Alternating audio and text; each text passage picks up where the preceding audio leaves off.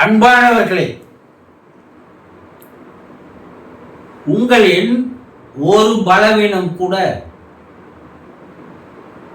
உங்கள் வாழ்வையே சீரழித்துவிடும். உங்ககிட்ட ஏதாவது ஒரு பலவீனம் இருக்கலாம். அப்படின்னா நீங்க கேட்கலாம், நீங்கள் எதற்காவது அடிமைப்பட்டு இருப்பீர்கள். ஒன்று மது பழக்கமா இருக்கலாம், இல்ல புகைப்பிடித்தலா இருக்கலாம்,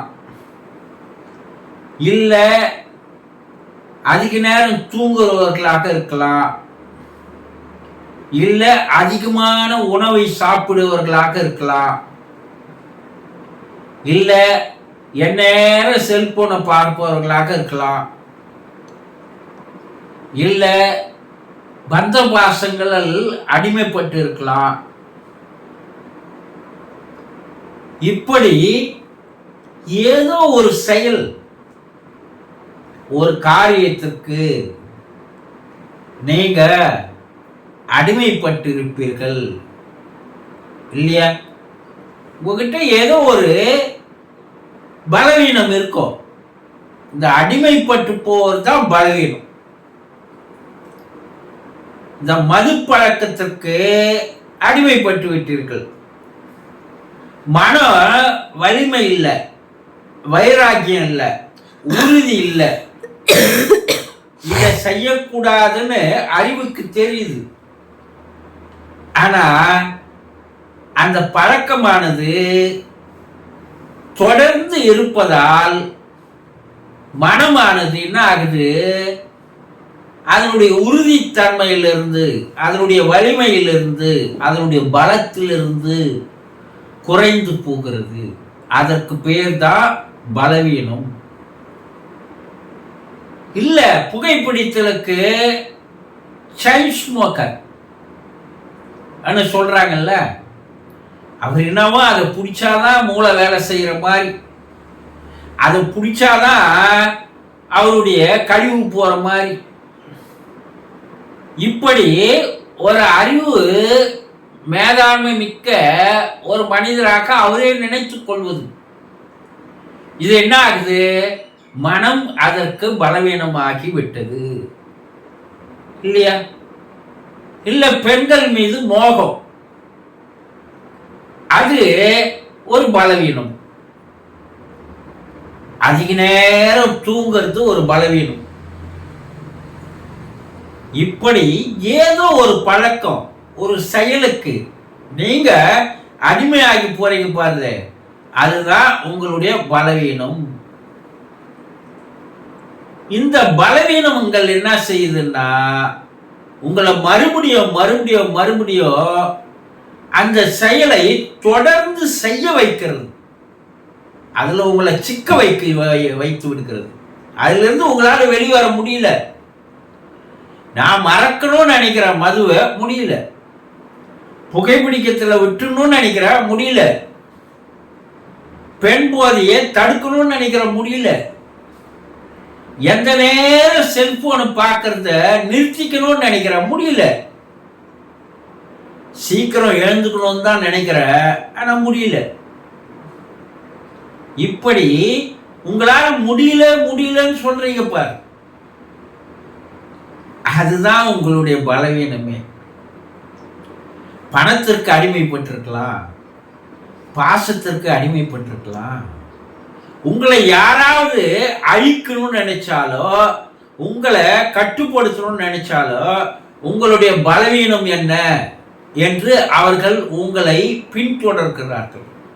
நீ ஒரு பெரிய அதிகாரியா இருக்கலாம், ஒரு அரசியல்வாதியா இருக்கலாம், ஏதோ ஒரு தொழில ஒரு தொழில் அதிபராக இருக்கலாம். உங்களை தன் வழிக்கு கொண்டு வருவதற்கு ஒருவர் முயற்சி செய்கிறார் என்றால், அப்ப அவர் என்ன செய்வார்னா, உங்களுடைய பலவீனம் என்ன அதை கொஞ்சம் விசாரணை பண்ணுங்க. அவர் பலவீனம் என்ன பாருங்க, அதை தந்து அதை காட்டி அவரை நம் வழிக்கு எடுத்துன்னு வரலான்னு நினைப்பாங்க. அப்ப உங்களுடைய பலவீனம் என்ன என்று அவர்கள் கண்டுபிடித்து விட்டால் அந்த பலவீனத்திற்கு உங்களை அடிமையாக்கி உங்களை அழித்து விடுகிறார்கள் இல்லையா? அப்ப சின்ன சின்ன விஷயங்களை நாள்தோறும் நடக்கிறத பாருங்க. மாலை 6 மணி ஆனா அவருக்கு போதை பழக்கம் இருக்கு, நல்ல ஒரு சரக்கை வாங்கி கொடு, அவன் நம்ம சொல்றதெல்லாம் கேட்பான். பேசுறாங்கல்ல, ஆனா 6 மணிக்கு மேல அவன் அங்க போயிடுவான்பா, அவனை பத்தி கவலைப்படாதீங்க, நம்ம காரியத்தை நம்ம செய்யலாம் சொல்றாங்கல்ல. இது உங்களுடைய வாழ்வை சிறிது சிறிதாக சீரழித்து வருகிறது என்பதை உங்களுக்கு தெரியுதா இல்லையா?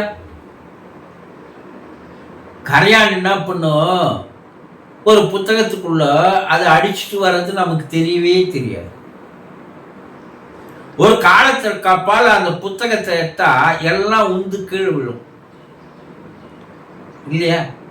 அது போல உங்களுடைய பலங்களை எல்லாம் வெளிக்காட்ட விடாமல், உங்ககிட்ட திறமை இருக்கு, ஆளுமை இருக்கு, அறிவும் இருக்கு, ஆனா இதையெல்லாம் வெளிப்படுத்த முடியாமல் செயல்படுத்த முடியாமல் நீங்க எவ்வளவு திறமைசாலிகள் எல்லாம் அறிவாளிகள் எல்லாம் இந்த போதைக்கு அடிமையாகி போகிறார்கள். அப்போ அவர்களுடைய திறமைகள் போய்விடுகிறது, அவர்களுடைய அறிவு வேலை செய்யாமல் போய்விடுகிறது. இதனால் வாழ்க்கையானது என்ன ஆகுது, கொஞ்சம் கொஞ்சமாக சீரழிந்து கொண்டே வருகிறது. 20 வருஷத்துக்கு முன்னாடி ஒருத்தரை பார்த்தீங்க, இப்ப அவர் பார்த்தீங்கன்னா போதை போதை போதை. அவன் என்னப்பா, அவன் எல்லா பெண்கள் பின்னாடி அலைஞ்சுன்னு இருப்பான்பா, அவனுக்கு அதே தான், அவன் ஒரு நாய் மாதிரி சொல்றாங்களா இல்லையா? அப்ப நம்முடைய பலவீனத்தை பற்றி நம்மை சுற்றி இருப்பவர்கள் எல்லாம் கேலி பண்றாங்க, ஏளனமாக பார்க்கிறார்கள் இல்லையா? அப்போ அவர்களால் நமக்கு எந்த விதமான உதவிகள் இல்லாது போகிறது. உபத்திரங்கள் இல்லாத இருந்தா பரவாயில்ல, அதையும் தருபவர்களாக தானே இருக்கிறாங்க. அப்ப கொஞ்சம் சிந்திச்சு பாருங்க, ஒரே ஒரு பலவீனம் கூட உங்களுடைய வாழ்க்கையை சீரழித்து விடுகிறது. ஆக வாழ்க்கை வாழ்வதற்காக தான் வந்திருக்கிறீங்க. இறைவன் உங்களை படைச்சதே உங்களுடைய வாழ்க்கையை சந்தோஷமாக ஆனந்தமாக நீ வாழணும்னு தான்.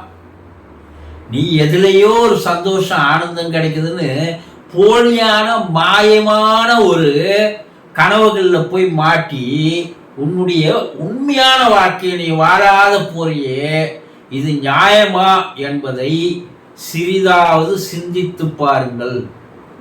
இல்லைன்னா உங்க வாழ்க்கை நாளுக்கு நாள் சீரழிந்து போய்விடும்.